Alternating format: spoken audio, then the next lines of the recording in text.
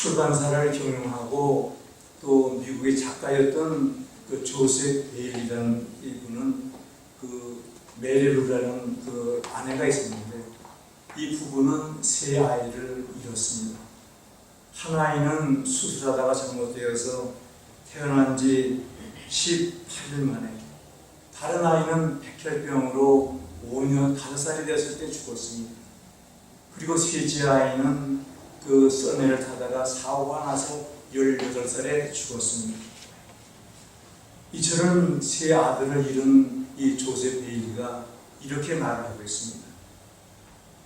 모든 죽음 가운데 어린아이의 죽음은 가장 비정상적이고 이해가 되지 않고 견디기 힘든 일입니다. 철학자 칼 융은 어린아이의 죽음은 문장의 끝에 찍어진 그 마침표입니다라는 말을 했는데, 저는 때에 따라서 어린아이의 죽음은 문장이 시작되기도 전에 찍어진 종지부입니다라고 말을 하고 싶습니다. 우리는 나이 먹어 늙으면은 죽는다는 생각을 합니다. 그렇게 생각하고 있어도 죽음은 누구에게나 견디기 어려운 일이지만 크게 놀라지는 않습니다. 그런데 어린아이의 죽음은 어떻습니까? 그들의 앞에는 펼쳐야 할 많은 날들이 있고 기대되는 일들이 많고 가능성이 얼마나 많이 있습니까? 젊은이를 쳐서 넘어뜨리는 이 죽음은 진정 잔인한 도적이라고 말할 수 있습니다. 젊은이의 죽음 뒤에 따라오는 고통은 부모들이 견디기에 아주 어려운 일입니다. 어린 자녀들은 부모의 고통이 아니라 부모에게 즐거움을 주는, 그리고 웃음을 주는, 또 기쁨을 가져다 주고 있습니다. 부모와 어린 자녀와의 관계는 다른 인간관계와 다릅니다. 어린 자녀는 부모의 뼈 중에 뼈이고 살 중에 살입니다. 그런 어린 자녀가 죽으면은 부모의 한 부분도 같이 땅에 묻힙니다라는 이 말을 했습니다. 오늘 함께 읽은 이 누가복음 10장 11절부터 17절은 이 조셉 베일리가 말한 어린 자녀를 잃고 고통을 당한 그 모든 것을 고통을 잘 아는 그러한 한 여인을 본문에서 소개하고 있습니다. 그러면 본문에 나오는 아들을 잃은 한 어머니의 이야기는 우리에게 무엇을 가르쳐주고 있는가를 우리 함께 생각해 보겠습니다. 첫째로 오늘의 본문은 슬픔과 죽음의 행렬이 나인성을 빠져나가고 있었다고 알려주고 있습니다. 백부자의 병든 하인을 고쳐주신 다음 예수님께서는 나인이라는 마을을 방문하셨습니다. 그때 많은 사람들이 예수님을 따라갔습니다. 본문 11절에 그 후에 예수께서 나인이라는 성으로 가실새 제자와 많은 무리가 동행했다고 말합니다. 그 후, 즉 예수님께서 백부장의 하인을 고쳐주신 다음 예수님께서는 나인성으로 가셨습니다. 이 나인성은 여러분들 잘 아시는 그 예수님의 고향 나사렛에서 남동쪽으로 약 10km 지점에 있는 그런 작은 마을입니다. 나인이라는 성의 이름은 즐거운 또는 기분 좋은 이라는 뜻이 있습니다. 한마디로 나인성은 아름다운 곳이었습니다. 얼마나 살기 좋고 비옥했으면 아름다운 나인성이라고 했겠습니까? 나인성은 맑은 햇빛, 풍부한 물, 맑은 공기, 싱싱한 초원, 풍성한 곡식, 그리고 인심이 좋은 그러한 동네였습니다. 그날도 의심할 여지 없이 나인성은 즐거운 곳이었습니다. 그러나 그 도시의 아름다움은 무엇인가 어둡고 음침하고 두려운 것에 의해서 가려졌습니다. 죽음이 즐겁고 기분 좋은 것이 나인성을 뒤덮어버리는 것입니다. 여기 11절에 그 후에 예수께서 나인이라는 성을 가실새 제자와 많은 무리가 동행했다고 말합니다. 여러분께서 잘 아시는 대로 이 누가복음은 의사인 누가가 기록을 했습니다. 누가는 직업이 의사라 분석적이고 날카롭고 정확성이 있는 사람입니다. 그런 누가가 왜 많은 무리라고 하지 않고 제자와 많은 무리라고 구별을 했습니까? 예수님을 따르는 사람들이 겉으로는 다 비슷해 보여도 내용에서는 차이가 나기 때문입니다. 제자 그룹이 있고 그냥 따라다니는 무리 그룹이 있습니다.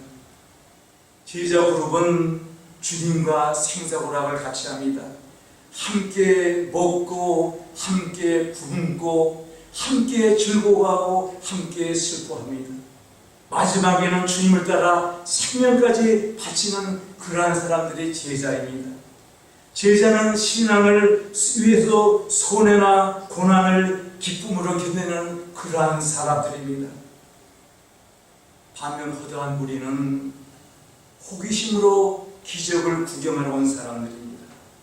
예수님께서 떡 5개와 물고기 2마리로 5,000명을 먹이신 그 기적을 보고 재미로 자기 이익을 위해서 또는 군중심리로 그냥 따라다니는 사람들이 무리들입니다.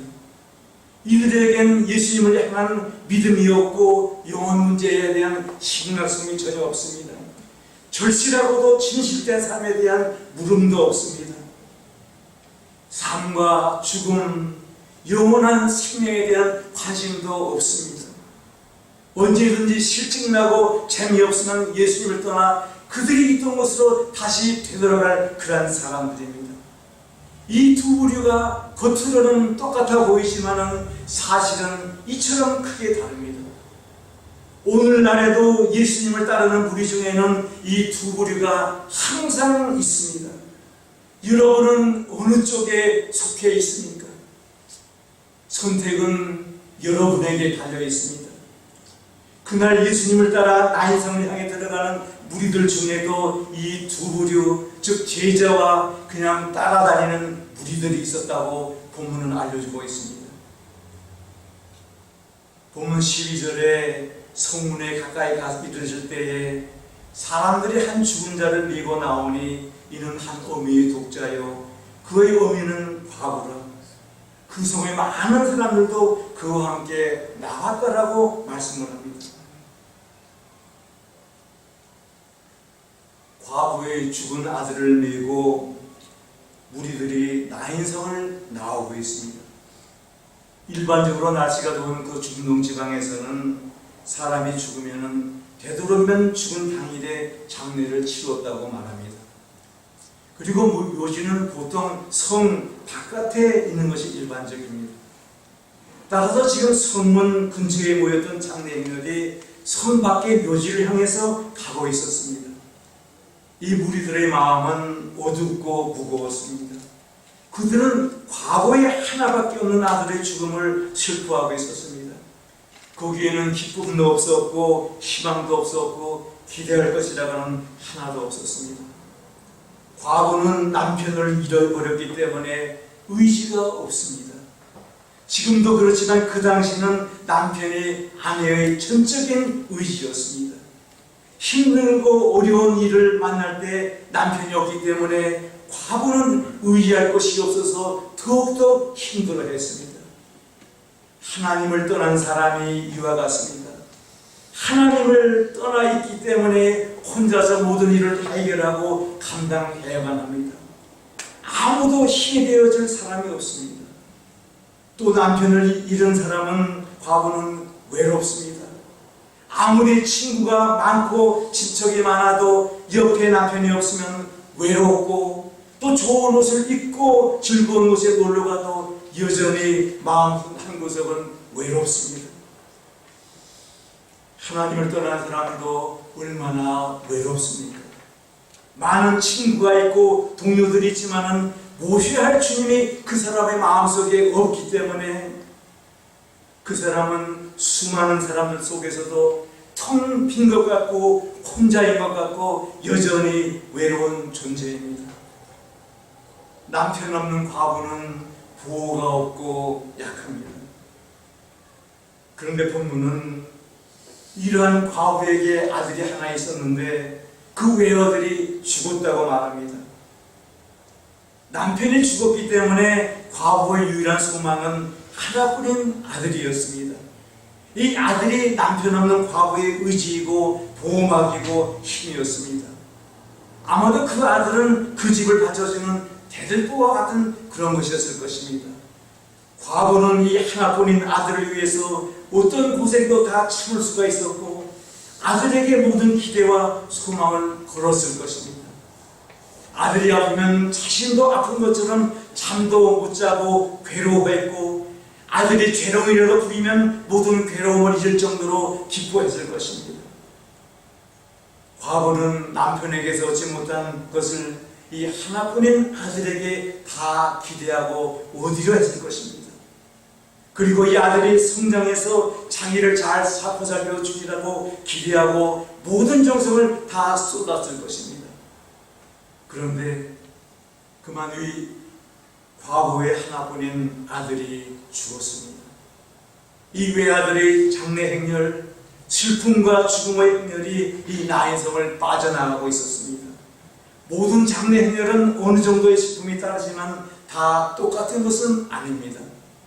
어떤 장래 행렬은 더 슬프고 비참하게 보입니다. 사람이 나이를 먹고 늙어 세상을 떠나면 오랫동안 잘 살게 해주신 것을 일과 또 고통스럽고 힘든 일을 끝내고 편히 안식일을 할 수 있게 되었다는 그 일에 대해서 감사를 드립니다. 그런데 한창 일을 할 수 있는 나이에 세상을 떠나거나 아직 피어날 꽃봉오리 같은 젊은이가 이 세상을 떠나면은 대부분의 우리들은 잘 이해하지를 못하고 더욱더 마음 아파합니다. 때로 우리는 젊은이의 죽음이 불공평하다는 그런 생각을 하기도 합니다. 예수님께서 나인성으로 들어오실 때에 그 나인성을 빠져나가는 장래 행렬은 죽음이 가져다주는 모든 괴로움을 다 가지고 있었습니다. 젊은 아들이 죽었습니다. 어머니가 그 젊은 아들을 장사하고 있습니다. 죽은 아들의 어머니는 이미 그의 남편을 장사했고 이제 그 여인은 세상에 혼자만 남게 되었습니다. 하나밖에 없는 아들이 죽었다는 이 사실은 과부에게 지금 당장만이 아니라 앞으로도 계속해서 어려움을 준다는 것을 잘 알고 있었습니다. 아들을 잃은 과부는 위로해 줄 사람도 없고 앞으로 경제적인 도움을 받을 수 있는 그런 것도 다 잃게 되었습니다. 먹고 살아갈 길이 너무나 막막해졌습니다. 세상을 떠나 무덤에 묻히는 그날까지 과부의 삶은 가난과 괴로움이 누적되는 그러한 날들이 될 것입니다. 누가가 이 본문에서 말씀하는 장래 행렬보다도 더 마음을 아프게 하는 장래 행렬은 아마도 없을 것입니다. 그날 나인성을 빠져나가는 청년의 장래 행렬을 따라가는 사람들 가운데는 슬픔의 눈물을 흘리지 않는 사람들은 거의 없었을 것입니다. 장례식장에서 사람들이 하는 것처럼 그날도 장래 행렬을 따라가던 그 많은 사람들도 그들 자신에게 이러한 질문을 했을 것입니다. 언제 죽음이 나에게 닥칠 것인가? 혹시 내가 다음은 아닌가? 내가 죽으면 나에게 무슨 일이 일어날 것인가? 내가 세상을 떠나면 내가 두고 가는 가족들은 어떻게 될 것인가?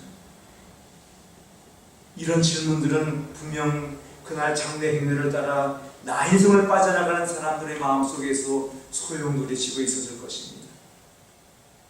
과거의 아들의 장래 행렬을 따라가는 사람들 가운데는 많이 배운 사람도 있었을 것이고 돈이 많은 사람도 있었을 것입니다. 배우지 못한 사람도 있었을 것이고 또 지위가 높은 사람도 있었을 것입니다. 그런데 이 모든 사람들이 다 죽음을 향해 가고 있습니다. 어느 누구도 이 행렬에서 벗어날 수가 없습니다. 부자이든 가난한 사람이든 많이 배운 사람이든 배우지 못한 사람이든 지위가 높은 사람이든 낮은 사람이든 모두가 다 죽음을 향해서 나가게 되어 있습니다. 여기에는 예외가 없습니다. 형 가인에게 죽임을 당한 아벨로부터 세상의 마지막 날이 되기 전에 무덤에 묻히게 될 사람들까지 이 세상에 살아있는 모든 사람들은 다 무덤을 향해서 같이 걸어가고 있는 것입니다. 성도님 여러분, 우리도 예외일 수가 없습니다. 여기에 모인 저나 성도님 여러분 모두도 지금 무덤을 향해 걸어가고 있는 것입니다. 히브리서 9장 27절에 이렇게 말씀합니다. 한 번 죽는 것은 사람에게 정하신 것이요 그 후에는 심판이 있으리라고 말씀합니다. 이 말씀대로 우리 모두는 죽게 되고 우리는 어느 날 마지막 심판대 앞에 서게 됩니다. 우리는 왜 죽어야만 합니까? 이대 사도 바울 로마서 5장 12절에서 이렇게 대답을 주고 있습니다. 이러므로 한 사람으로 말미암아 죄가 세상에 들어오고 죄로 말미암아 사망이 들어왔나니 이와 같이 모든 사람이 죄를 지었으므로 사망이 모든 사람에게 이르렀느니라. 우리 모두는 다 죽습니다. 결국 나인성을 빠져나가는 죽은 장래 행렬의 청년의 장래 행렬은 이 세상에 있는 어느 도시나 어느 마을에서도 나아가고 있습니다. 창세기 3장 19절에서 네가 흙으로 돌아갈 때까지 얼굴에 땀을 흘려야 먹을 것을 먹으리니 네가 그곳에서 취함을 입었습니다. 너는 흙이니 흙으로 돌아갈 것이라고 말씀하고 있습니다. 이 말씀대로 이 세상 어느 곳에 있든 간에 아담과 하와의 후손인 우리 인간들은 있던 곳으로 흙으로 돌아가야만 합니다. 우리는 지음 받았던 흙으로 돌아가야만 합니다. 그 죽음 때문에 우리 인간의 마음은 자주 상하고 꿈은 깨어지고 눈물을 흘리게 됩니다. 이러한 죽음은 우리 모두가 다 타고 가야 할 괴로움의 열차입니다. 이 괴로움과 슬픔의 열차가 나인성을 빠져나가고 있었다고 오늘의 본문은 말씀하고 있습니다. 두 번째로 오늘의 본문은 죽음과 슬픔의 행렬이 나인성을 빠져나가고 있을 때에 생명과 소망의 행렬이 나인성으로 들어오고 있었다고 말씀합니다. 감사하게도 오늘의 본문은 죽음과 절망만이 있던 나인성으로 생명과 소망의 행렬이 들어오고 있었다고 우리에게 희망을 주고 있습니다. 과거의 아들의 장래 행렬이 나인성에서 나오고 있을 때에 예수님께서는 그의 제자들과 많은 군중들의 행렬을 이끄시고 나인성을 향해 들어가고 계셨습니다. 나인성을 빠져나가는 행렬은 과거의 젊은 아들이 죽어 누워있는 환히 앞장을 서서 나인성 밖에 있는 무덤을 향해 나가고 있었습니다. 하지만 나인성으로 들어오는 행렬은 무덤을 뒤로 하고 나인성으로 들어오고 있습니다. 무덤을 향해 가는 죽음의 행렬에서는 관의 앞장을 서서 인도하고 있지만은 여기 다른 행렬은 예수님께서 제일 앞에서 인도하고 계십니다. 관 뒤에는 어머니가 눈물을 흘리며 따라가고 죽은 아들의 많은 친구와 친지들이 애통하고 슬퍼하면서 따라가고 있습니다. 하지만 예수님을 따르는 제자들은 기뻐하고 즐거워하면서 환한 얼굴로 주님을 따라가고 있습니다. 그런데 이 두 행렬이 만났습니다. 죽음의 행렬이 생명의 행렬을 만났습니다. 슬픔의 행렬이 소망의 행렬을 만났습니다. 모든 것이 변화되었습니다. 이 장면을 13절에 이렇게 말씀합니다. 주께서 과부를 보시고 불쌍히 여기사 울지 말라고 하셨다고 말씀합니다. 생명의 주님께서는 산자와 죽은 자에게 말씀을 하십니다. 불쌍히 여기사 울지 말라고 예수님께서 말씀해 주셨습니다. 여기에 불쌍히 여기사라는 이 말씀은 스플랑크니 조마이라는 그런 그릭 단어입니다. 근데 이 말의 뜻은 그 스플랑크란이라는 창자라는 거기에서 유래된 말로 창자까지 뒤틀려지는 것을 뜻합니다. 즉 과거의 슬픔을 목격하신 예수님께서는 속 내장까지 뒤틀려지는 그러한 그 비통함과 연민을 가지고 그 동정하는 마음을 나타내 보이셨다는 것입니다.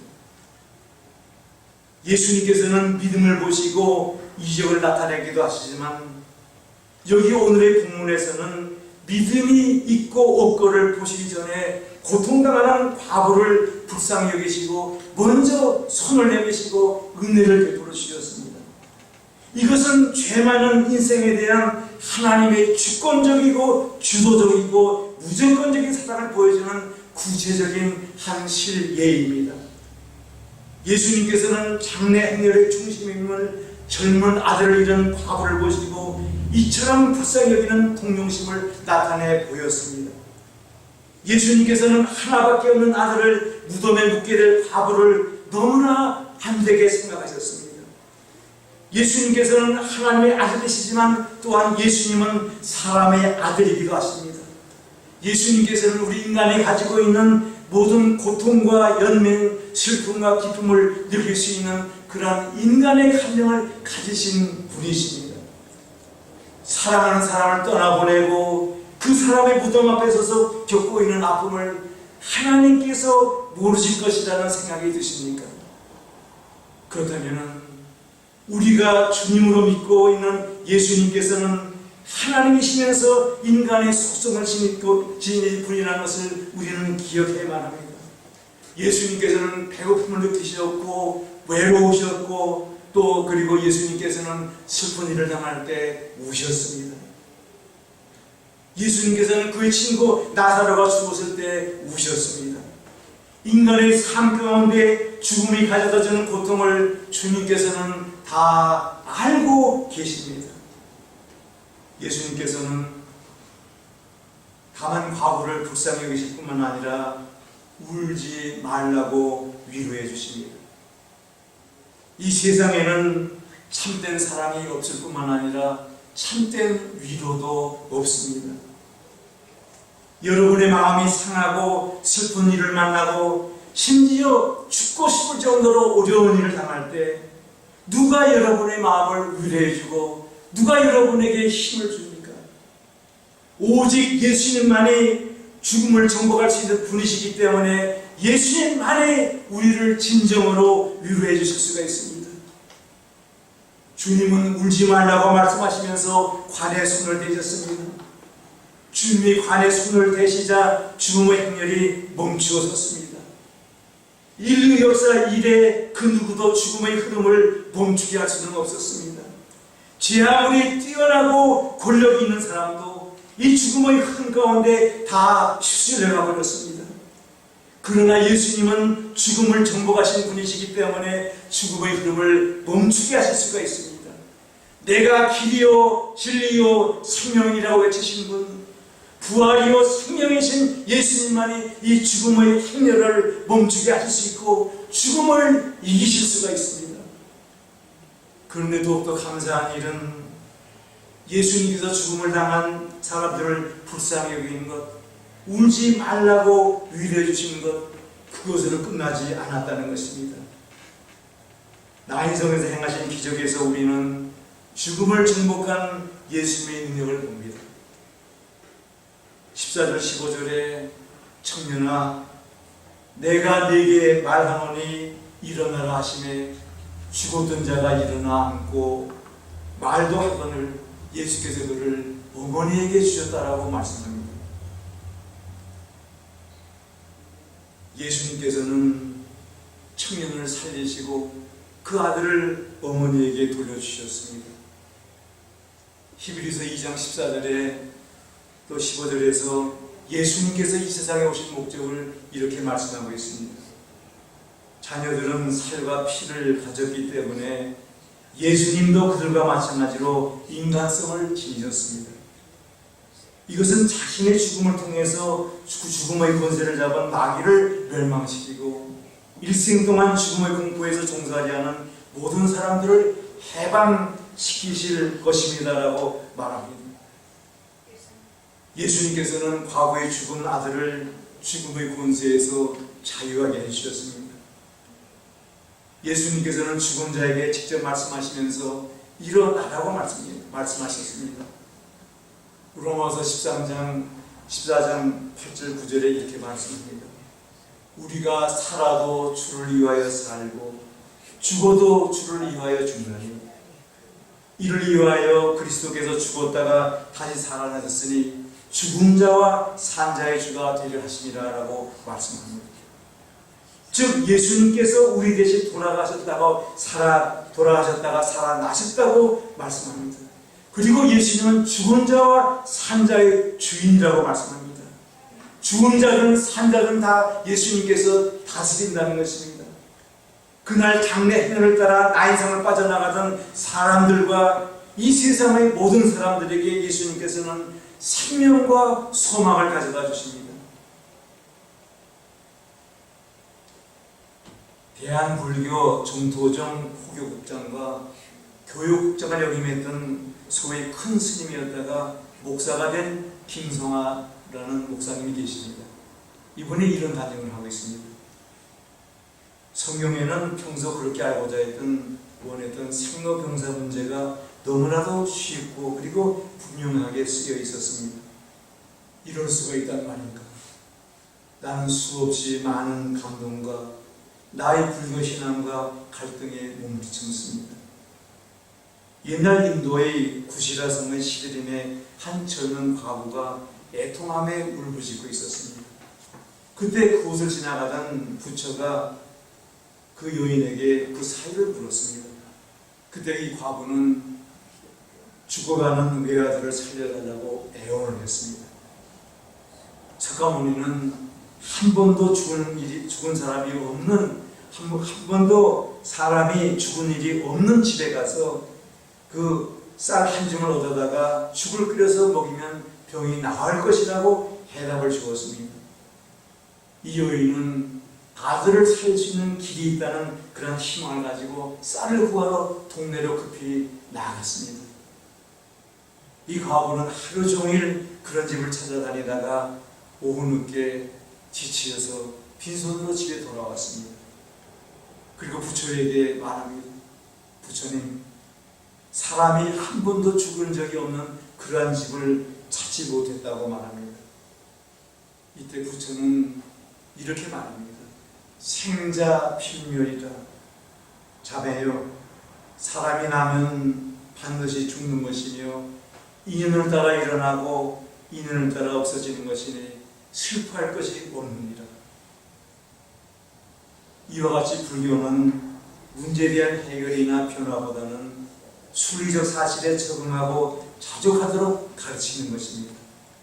그러나 예수님의 처방은 전혀 달랐습니다.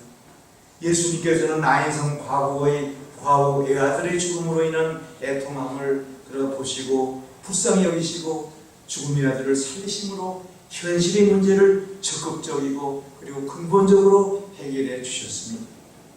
삶과 죽음의 문제를 푸는 데 있어서 기독교와 불교의 근본적인 차이가 바로 여기에 있습니다. 똑같은 과거의 외아들이 죽었는데 이 문제를 푸는 데 있어서 불교에서는 죽음을 숙명적으로 받아들일 수밖에 없는 한계를 나타냈습니다. 그런 반면에 기독교에서는 죽음의 문제를 해결하는 창조적인 능력으로 근본적인 해법을 가지고 있습니다라고 이 김성아 목사님은 간증을 했습니다. 성도님 여러분, 예수님만이 우리에게 영원한 생명을 주실 수 있는 분이십니다. 오늘의 본문에 나타난 두 개의 행렬의 만남은 더 이상 극적일 수가 없습니다. 죽음과 슬픔의 행렬이 나인성을 빠져나가고 있었습니다. 반면 생명과 소망의 행렬이 나인성을 향해 들어오고 있었습니다. 예수님께서는 아무도 막을 수 없는 능력으로 죽음이 가져다준 피해를 원 상태로 돌리셨습니다. 죽은 자를 살리셨습니다. 예수님께서는 죽음과 슬픔이 이미 있는 것을 생명과 소망의 장소로 바꾸셨다고 오늘의 본문은 증거하고 있습니다. 마지막으로 오늘의 본문은 죽음과 슬픔의 행렬과 생명과 소망의 행렬이 만났을 때에 어떤 결과가 나타나는가를 우리에게 알려주고 있습니다. 즉 16절에 모든 사람이 두려워하여 하나님께 영광을 돌려 가로되 큰 선지자가 우리 가운데 일어나셨다 하고 또 하나님께서 자기 백성을 돌아보셨다 하더라라고 알려주고 있습니다. 나인성에서 두 행렬이 만나 어떤 일이 일어났는가에 대한 결과가 온 지방과 또 사방으로 퍼져 나갔습니다. 나인성에서 두 행렬이 만나 어떤 일이 일어나는 것에 대한 결과가 온 사방에 다 퍼져 나갔습니다. 죽음과 슬픔이 생명과 소망으로 바뀌었습니다. 죽음과 슬픔의 행렬이 예수님의 행렬을 만난 결과는 죽음을 이기고 승리한 일, 그리고 죽음을 하나님의 능력으로 정복한 기쁨이었습니다. 이 소식이 온 사방에 퍼져 나갔습니다. 이제 두 행렬, 슬픔과 죽음의 행렬과 생명과 소망의 행렬이 하나가 되었습니다. 그리고 모든 사람이 두려워하면서 하나님께 영광을 돌렸습니다. 하나님께 찬양을 올려보냈습니다. 나인성에서 나가던 장래 행렬에 속한 사람들도, 그리고 예수님을 따라 나인성으로 들어오던 사람들도 예수님께서 죽은 청년을 살리신 이 기적을 보고 다 놀라 하나님께 영광을 돌리고 찬양을 올려보냈습니다. 예수님을 따라 나인성으로 들어오던 제자들과 사람들은 예수님은 구세주이라는 사실을 더욱더 확실하게 믿게 되었습니다. 그들의 기쁨도 더욱더 커지게 되었습니다. 슬퍼하던 과부는 죽었던 아들을 다시 찾게 되었습니다. 이제 과부에게 앞날의 문제는 더 이상 두려움이 아닙니다. 다시 한번 이 여인은 자기와 함께 지내며 사랑하고 도와줄 아들을 갖게 되었습니다. 아들이 죽어 슬픔을 당한 과부를 위로하게 모았던 사람들은 함께 기뻐했습니다. 그리고 자신들의 죽음에 대해 걱정하고 의문을 가졌던 사람들은 해답을 찾고 오직 예수님 안에서만 소망이 있다는 것을 알고 더욱더 큰 용기를 가지게 되었습니다. 그 당시 거기에 있던 사람들이 예수님께서 어떤 생각을 하고 계신, 그 사람들이 예수님에 대해 어떤 생각을 하고 있었는지는 우리는 알 길이 없습니다. 하지만 사랑하는 과부의 아들을 직접 보고 하나님께서는 우리 인간들을 도와주기 위해 오셨다는 그러한 사실, 이 사실을 깨닫게 되었을 것입니다. 성도님 여러분, 나인성에서 두 행렬이 만난 일을 통해서 우리는 무엇을 배웁니까?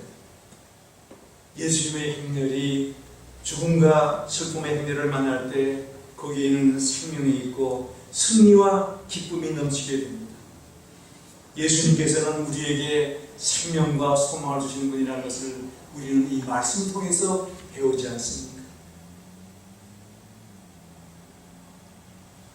사도 바울은 데살로니가전서 4장 13절 14절에 이렇게 말씀합니다. 형제들아, 자는 자들에 관하여는 너희가 알지 못함을 우리가 원하지 아니하노니 이는 소망 없는 달미와 같이 슬퍼하지 않게 하려 합니다. 우리가 예수께서 죽으셨다가 다시 살아나신 믿을진데 이와 같이 예수님 안에서 자는 자들도 하나님이 그와 함께 데리고 오시리라고 말씀합니다. 예수님 안에는 생명과 소망이 있습니다.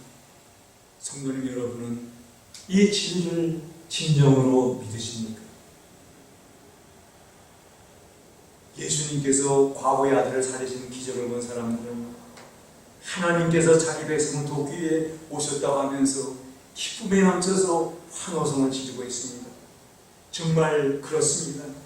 예수님께서는 우리를 도와주시기 위해 오셨고 우리에게 영원한 생명을 주시기 위해 오셨습니다. 이제 예수님께서는 우리를 데리러 다시 오실 것입니다. 죽음과 슬픔의 행렬은 나인성을 빠져나가고 있었습니다. 그때 예수님께서 이끄시는 생명과 소망의 행렬이 나인성으로 들어왔습니다. 이 두 행렬이 만났을 때에, 죽음과 슬픔의 행렬이 예수님을 만났을 때에 기쁨이 나인성 그리고 온 유대와 사방에 울려 퍼졌습니다.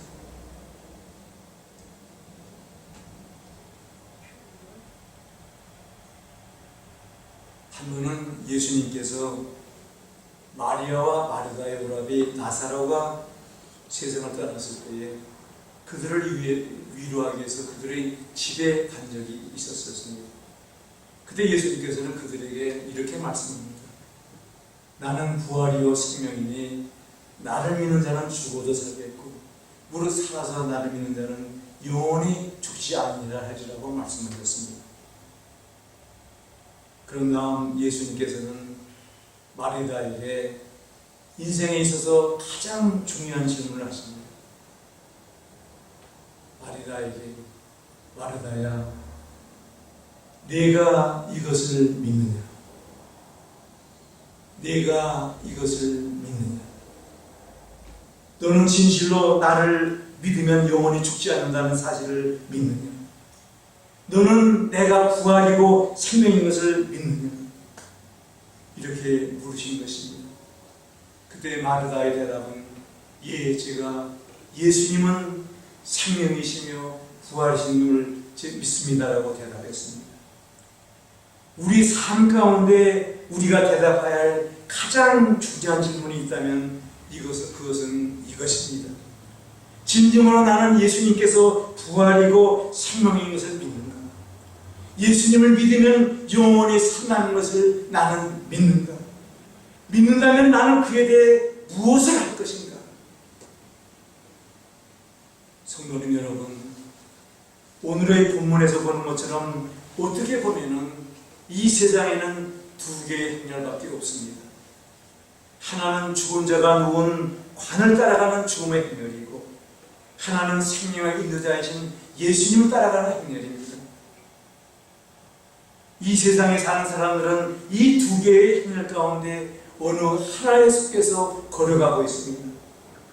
성도님 여러분, 여러분은 지금 어느 행렬에 속해서 걸어가고 계십니까? 만일 여러분이 죽음의 행렬에 속해 있지 않다면 여러분은 생명의 행렬에 속해 있는 것입니다. 그러나 여러분이 생명의 행렬에 속해 있지 않다면 여러분은 죽음의 행렬에 속해 있을 수밖에 없는 것입니다.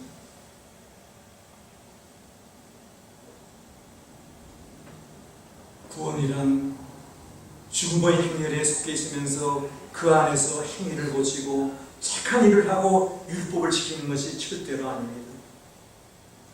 구원이란 죽음의 행렬에 있던 사람이 그 생명의 행렬로 옮겨가는 것입니다. 따라가는 행렬이 바뀌어야만 합니다. 이 한국에 사시는 분들은 대전과 서울과 부산에서 이해가 될 것이고, 이 미국 분들은 이 시카고와 로스앤젤레스와 뉴욕시티가 더 이해가 잘 될 것입니다. 이제 대전에 사는 사람이 서울로 갈 일이 있어서 이제 기차역에 가서 기차를 탔습니다. 그런데 이 대전에 사는 사람이 서울로 가는 기차를 잘못 알고 부산으로 향하는 기차를 타고 말았습니다. 이 사람이 늦게서야 그 부산으로 향하는 기차에서 잘못 탔다는 것을 깨닫고 거기서 그 사람이 서울 향해서 마구 뜁니다. 또 어떻게 해서든 거기 빨리 가려고 애썼습니다. 그런데 어떻습니까? 그 사람이 부산으로 가는 기차에서 아무리 뛰고 무슨 일을 한들 그 사람이 서울로 갈 수 있겠습니까? 이 사람은 부산으로 향하는 기차에서 내려서 서울로 가는 기차를 바꿔 타야만 합니다. 그래야 목적지 서울로 갈 수가 있습니다. 마찬가지입니다. 구원이란 죽음으로 향하는 기차를 타고 가다가 잘못 탔다고 뉘우치고 내려서 생명을 향하는 기차로 바꿔 타는 것입니다. 구원은 행위 문제가 아니라 생명의 문제이고 윤리나 도덕의 문제가 아니라 죽느냐 사느냐의 문제입니다.